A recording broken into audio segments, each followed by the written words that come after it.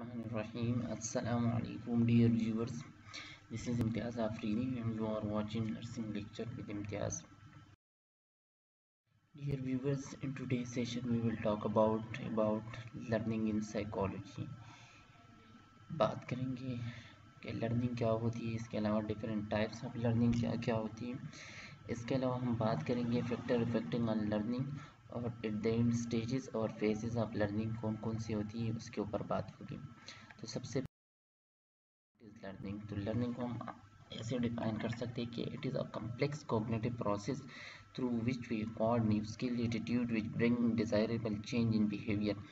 यानी कि ये वो कॉग्निटिव कम्प्लेक्स प्रोसेस है जिसके अंदर हम अपने मेंटल प्रोसेस यानी ब्रेन को यूज़ करते हैं और कोई न्यू स्किल एक्वायर्ड करते हैं जो कि हमारी बिहेवियर के अंदर डिज़ायरेबल चेंज, अच्छी चेंज लेकर आ जाए। या वो प्रोसेस है जिसके अंदर हम न्यू स्किल सीखते हैं और उसको अपने ब्रेन के अंदर स्टोर रखते हैं। टाइप्स की बात करते हैं तो there are two types of learning. First one is formal learning and second one is informal learning.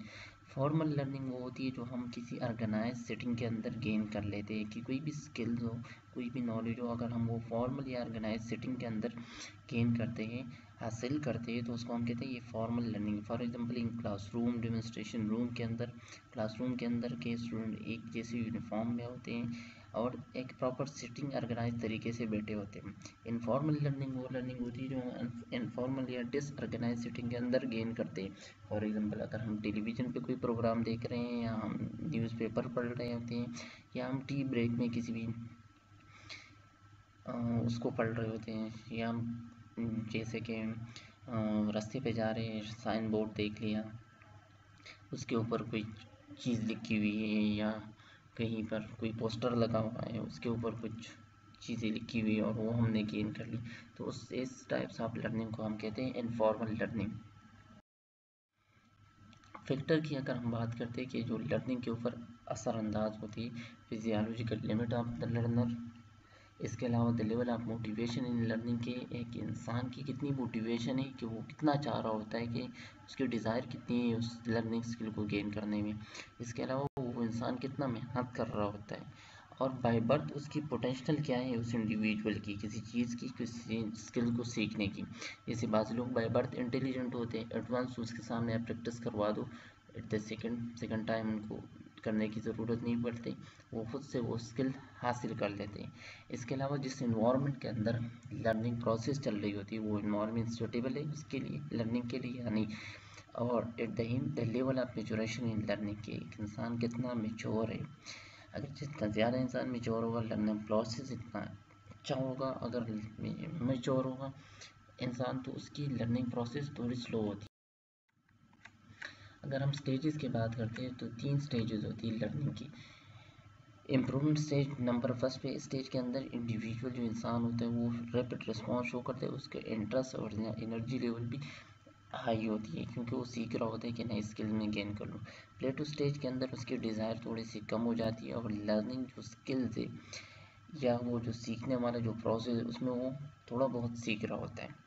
और at the end physiological limit क्या, अब इंसान ने इतना लर्न कर लिया एक स्किल को, इतना उसने सीख लिया कि अब उससे ज़्यादा उस स्किल को वो इम्प्रूव नहीं कर सकते, तो उसको हम कहते हैं this is physiological limit. Basis की अगर हम बात करते हैं तो दो साइकोलॉजिस्ट थे, एक का नाम था पिट्स और एक का नाम था माइकल। उन्होंने बात की कि लर्निंग जो प्रोसेस है उसको 3 फेजेस में उसने डिवाइड किया था।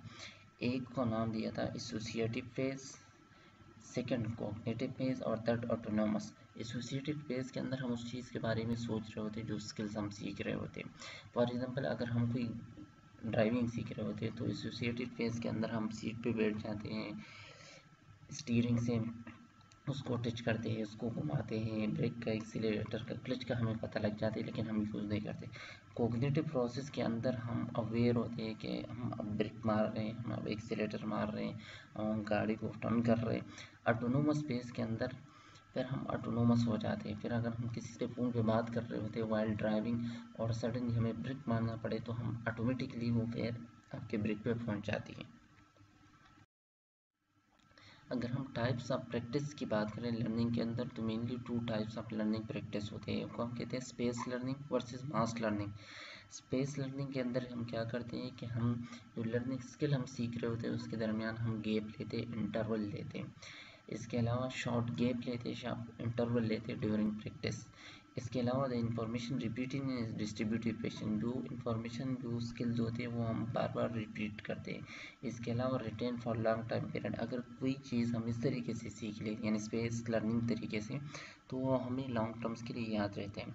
On the other hand mass learning के अंदर क्या होता है कि जो टास्क होते हैं, जो स्किल्स होते हैं, वो हम बाय वन सीखते हैं और जो प्रैक्टिस होती है उसके दरमियान कोई गैप भी नहीं बनता, और ये वाली इंफॉर्मेशन शॉर्ट टाइम ड्यूरेशन के लिए हमें याद रहती है। उसके बाद अगर हम मैनेजमेंट ऑफ लर्निंग की बात करें, तो लर्निंग की मैनेजमेंट ये है कि हम पनिशमेंट कर सकते हैं, किसी को एक्सटर्नल रिवार्ड दे सकते हैं, इंटरनल रिवार्ड और एक्सटर्नल मोटिवेशन ही हम कर सकते हैं, तो उससे उसकी लर्निंग प्रोसेस अच्छी हो।